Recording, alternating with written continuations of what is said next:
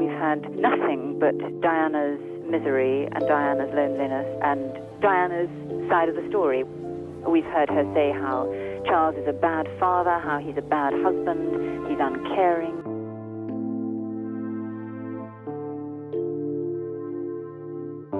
Princess Diana's life has always been surrounded by mystery, fascination, and whispers of secrets hidden behind palace walls.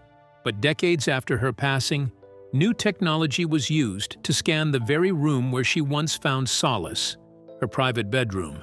What was uncovered left investigators stunned and sparked questions no one ever expected to ask. These weren't ordinary findings. They carried echoes of Diana's untold story and the struggles she kept locked away.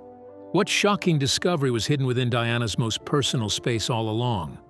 The echoes of a princess.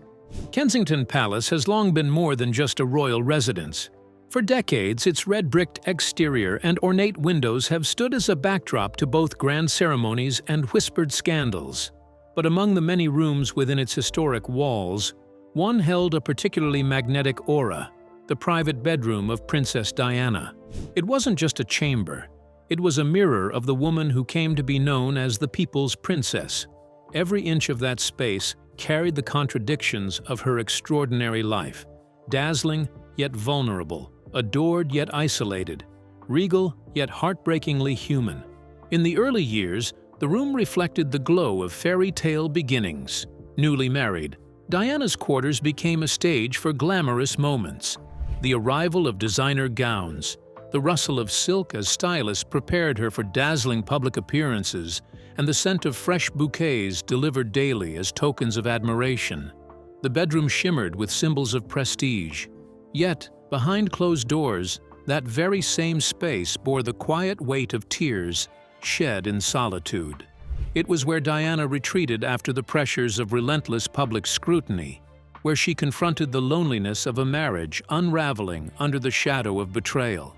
Visitors who entered rarely saw more than a carefully curated glimpse, a touch of perfume on the dresser, children's drawings pinned to the wall, or framed photos of William and Harry beside her bed.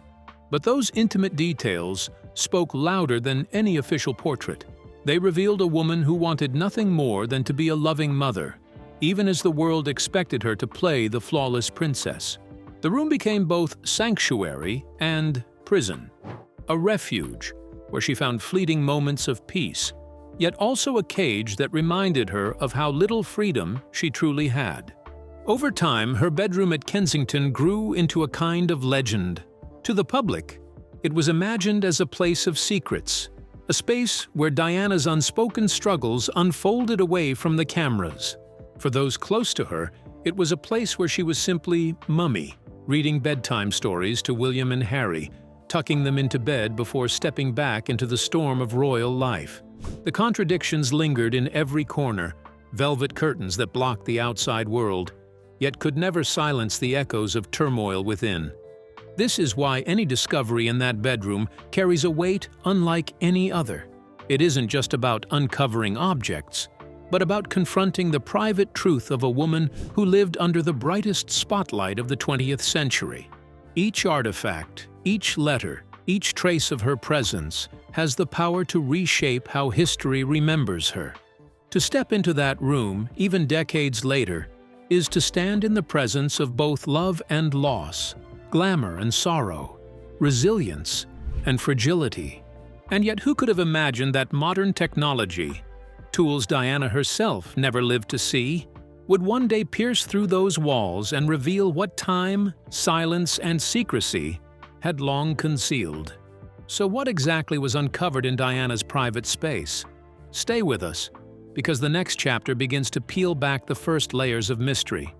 A forgotten room, revisited. By 2025, Kensington Palace had stood for centuries as a symbol of royal history, its rooms layered with stories that shaped the monarchy. Time, however, is never gentle.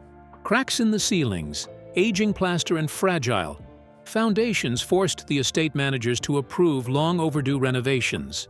Among the spaces marked for attention was one room that had been left almost untouched since 1997, Princess Diana's bedroom. For years, it had been maintained only in silence, the palace reluctant to disturb what had become a shrine in all but name. Historians and conservators framed the upcoming project as nothing more than preservation. Their task, they explained to the public, was simply to ensure that the structure of the palace remained intact, that the walls would endure for future generations, and that items of historic value would not fade into dust. Official press statements carried the tone of reassurance. Nothing unusual, nothing sensational, just another chapter in the ongoing care of a royal landmark. Behind those carefully crafted words, though, whispers told another story. Staff who had been inside Diana's quarters spoke of an uneasy feeling, of a room that seemed frozen in time, a dresser with drawers no one dared open, wardrobes filled with clothes sealed in protective coverings, never catalogued in the official archives. There were questions even insiders could not answer. Why had certain sections of the room remained off-limits to staff? And why were records of her possessions incomplete?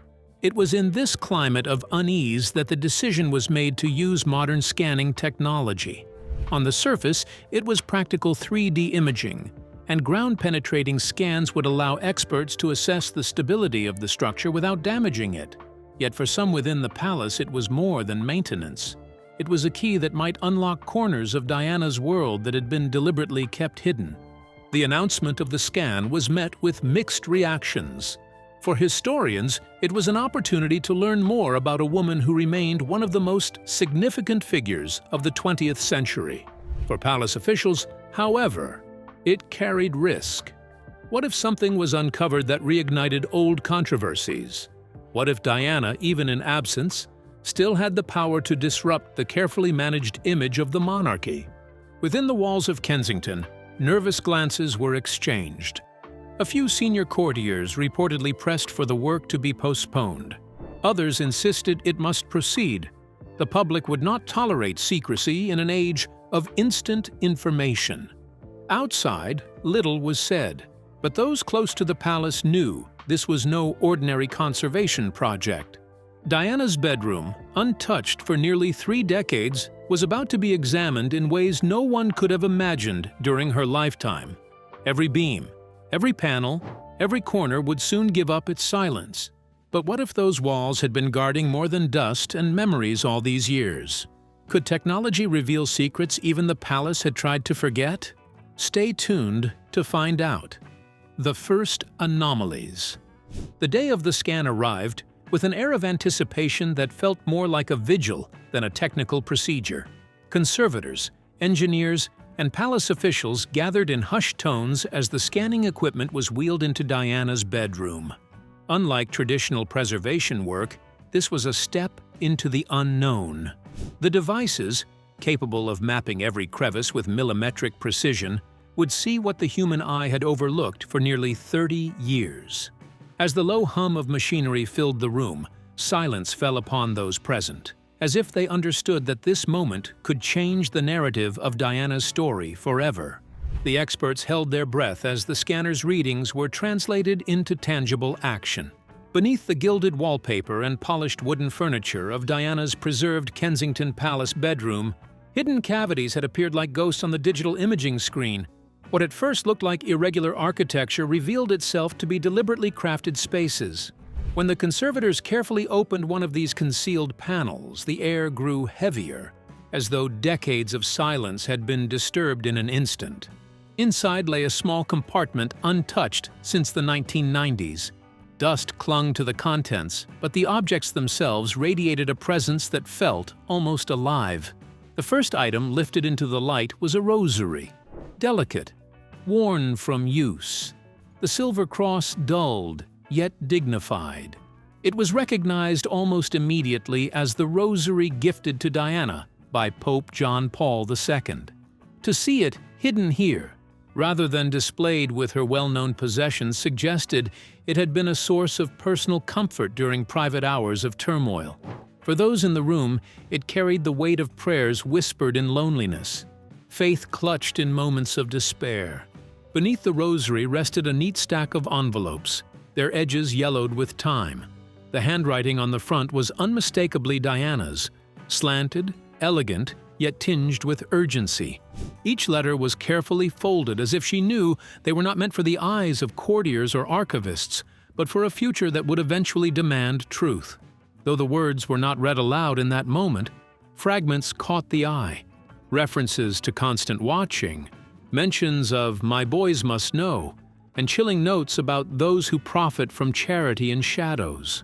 They were not the musings of a carefree princess. They were the writings of a woman who felt hunted, compelled to record her fears for posterity. But it was the photograph that sent a shiver through every person present.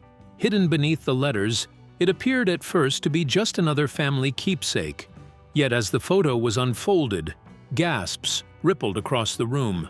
It was Diana's iconic wedding portrait, her in the resplendent gown of 1981, veil cascading, smile radiant.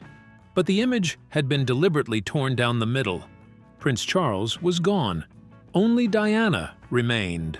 The jagged edge where he had once stood made the photo almost unbearable to look at. A brutal metaphor captured on glossy paper. Those who saw it in that dimly lit chamber understood the message immediately. This was no accident of storage or age. It was a deliberate act, a silent indictment of a marriage that had crumbled beneath the weight of betrayal and intrusion. To the world, Diana had once embodied the fairy tale. But here, tucked away in the shadows of her own bedroom, she had preserved the truth that her role as bride had ended not in happily ever after, but in isolation. The objects together told a story more powerful than any official biography. The rosary whispered of spiritual refuge. The letters documented fear and surveillance, suggesting Diana sensed forces aligned against her. And the torn photograph spoke louder than words, capturing the betrayal that reshaped her life. This hidden trove was no random collection. It was a curated message left behind not just for her sons, but for history itself. As the specialists sealed the items into protective cases, silence filled the room. For the first time since her death, Diana's private voice had broken through the palace walls, reminding the world that behind the glamour and the cameras, she had fought a quieter, lonelier battle. So, what deeper truths were Diana's hidden treasures meant to protect? And what revelations still lay waiting in the other sealed compartments? Stay with us. Diana's voice returns. When the last layer of items was carefully lifted from the hidden compartment, the researchers thought they had seen everything. Yet beneath the letters and the torn photograph lay something that made even seasoned archivists pause. A small, faded plastic case appeared, its surface clouded with age, but the contents inside were unmistakable. Cassette tapes. Each tape bore Diana's own handwriting, the ink slightly smudged, yet still clear. The dates, etched on their labels, were chilling in hindsight. May 1996, October 1996, July 1997, August 1997. The discovery electrified the room. Letters could be explained away as personal musings, but these tapes were different. They carried something far more intimate, her living voice, preserved in magnetic ribbon, waiting for someone decades later to press play. With steady hands, a conservator slotted one cassette into a secure player prepared for such fragile materials. As the tape rolled forward with a faint hiss, a voice emerged. A voice both instantly familiar and haunting. Diana's voice. It wasn't the polished tones the world remembered from interviews or speeches. This was quieter, heavier, almost conspiratorial. "I don't know how much longer I have," she began, her words deliberate, as though she had weighed them carefully. "But I must leave behind the truth for William and Harry, and for anyone who dares to listen." The words froze the room. Diana was speaking as if she anticipated danger, as if she knew her time was running out. On the May 1996 tape, her voice wavered slightly, but carried unmistakable urgency. She spoke of noticing cars tailing her during late-night drives, the same headlights appearing in her rearview mirror again and again. She described her phone crackling with interference, calls that ended abruptly when she answered, and letters that seemed to vanish before reaching their destinations. "I feel watched," she whispered. "Not just by reporters, but by people I cannot see." The July 1997 recording revealed an even darker picture. Here Diana's tone grew firmer, almost investigative. She detailed discrepancies in charity accounts, funds raised for hospitals and humanitarian causes that seemed to vanish without explanation. "I've seen the documents," she said. "Money is disappearing into hands it was never meant for. And the names involved, they are not strangers." She gave hints, mentioning intermediaries she once trusted, but now believed were playing a double game. The most chilling moment came from the August 1997 tape, dated only days before her death. Diana's voice cracked slightly, but her message was steady. "If something happens to me, know this: it will not be an accident. What I have found must not be buried with me." The recording ended abruptly, the click of the tape shutting off echoing like a final breath. For those present in the bedroom, hearing her voice again was devastating. It was as if the walls themselves trembled with the weight of her words. The tapes weren't merely personal confessions. They were evidence, warnings, and perhaps even instructions left deliberately for the future. But if Diana had already uncovered so much, what more was hidden in the shadows of her room? Stay tuned, because the next discovery would rattle the palace itself. The palace reaction. The moment the contents of Diana's hidden tapes were documented, whispers began to spread beyond the four walls of her old bedroom. What had started as a controlled academic preservation project was no longer merely about history. It had become a live crisis. Within hours, word of the tapes and the handwritten letters reached higher levels of the palace. The discovery rattled royal circles in a way few events had since Diana's funeral. Behind closed doors, meetings stretched late into the night. Advisors, archivists, and senior figures debated furiously about what should be done with what had been uncovered. Some insisted that the findings must never leave the palace walls, that Diana's words, however authentic they sounded, were too dangerous to unleash on the public. It would tear open old wounds, one courtier reportedly argued, and worse, it would place the institution itself under suspicion. But not everyone agreed. A smaller but determined group of insiders whispered that Diana's fears had finally been vindicated. For years, rumors of surveillance, manipulation, and financial misconduct had been brushed aside as conspiracy theories. Now, with her own voice recorded on tape, those suspicions had a tangible form. She wasn't imagining things, one palace staffer said quietly. She knew exactly what she was facing. The divide was sharp. To some, the recordings were a threat. To others, they were a call to conscience. The atmosphere inside the palace grew tense, and unease spilled into daily operations. Phones began to malfunction at odd hours, with sudden drops in secure lines. Internal emails disappeared or reappeared with strange formatting, as though someone outside had intercepted them.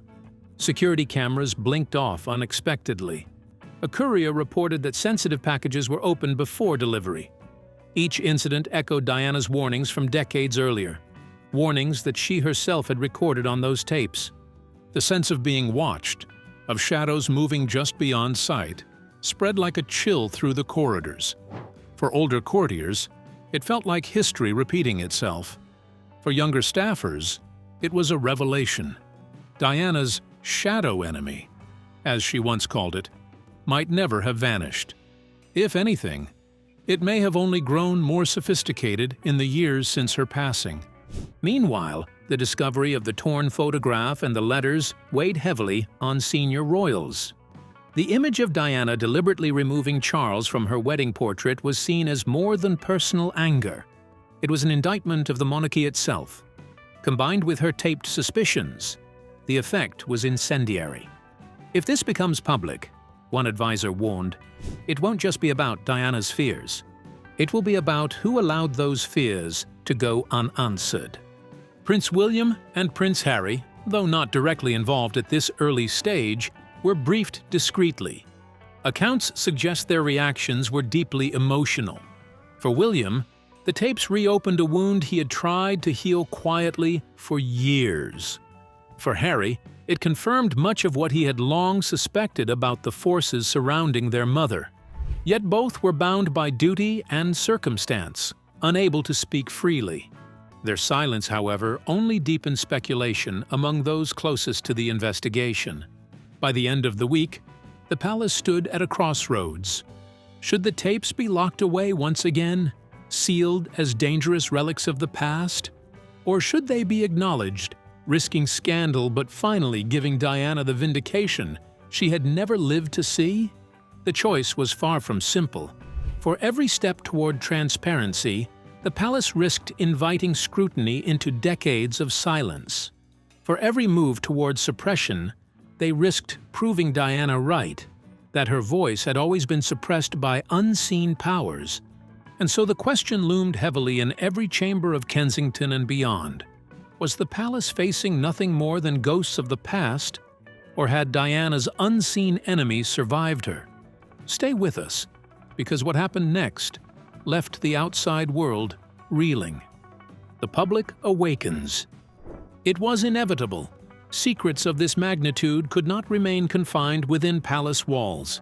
Within days, whispers about Diana's tapes and letters slipped into the hands of journalists. What began as quiet speculation quickly ignited into a global frenzy. Newspapers splashed dramatic headlines across their front pages.